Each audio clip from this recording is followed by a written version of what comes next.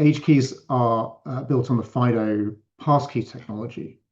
So they are bound to the user the same way that a passkey is. So the same way that I would log into my Gmail or even my banking, I use my face to unlock my password manager that effectively allows access to my passkey. So yeah, there is a connection to the individual that created it.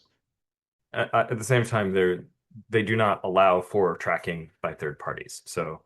There's no way that an H key can be used to track a user around the internet or see where they've used their H key or which site they visited to create their initial H key.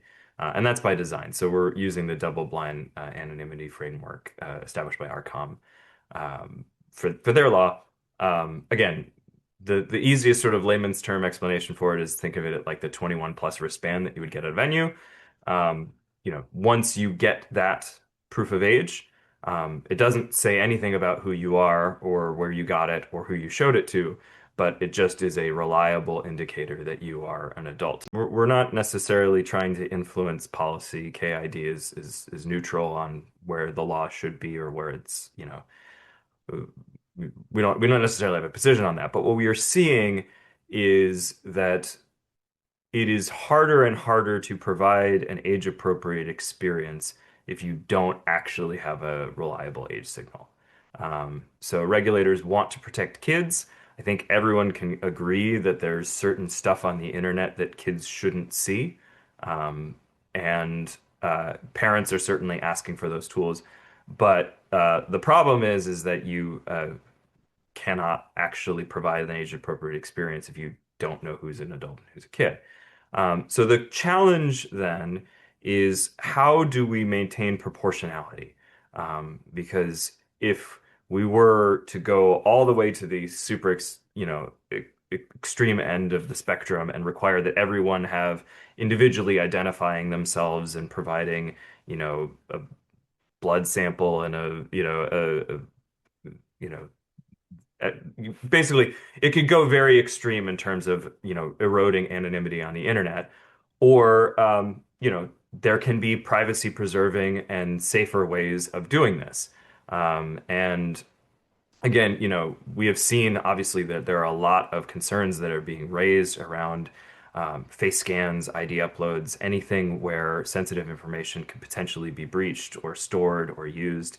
Obviously there's a tremendous market incentive to be doing this in a privacy preserving way because that's what we know that users want. And also, if you don't do it in a privacy preserving way and there's an issue and you have to, have a data breach, that's obviously pretty bad. Finding that balance is something that, we care very deeply about. And we also think that H keys are a real meaningful solution because if you are able to just have your wristband and just do age verification once and not have to continually provide sensitive information, that addresses a lot of people's privacy and security concerns. You don't have to constantly be doing this. If you can do it once and then never again, that's better. Yeah, we're obviously seeing a lot of adoption of mobile driver's licenses, EIDs, those kind of things. A lot of those things that really identify an individual have their place, right? When you're identifying yourself towards a particularly, a government service or you're the tax man or other official circumstances, but people don't want to use those to have access to a web service. So the trend is towards being able to use those hard IDs or solid IDs, but also be able to do them anonymously. So the double-blind concept that emerged from France is being adopted elsewhere, that a service should be able to verify the age of the user without knowing who they are.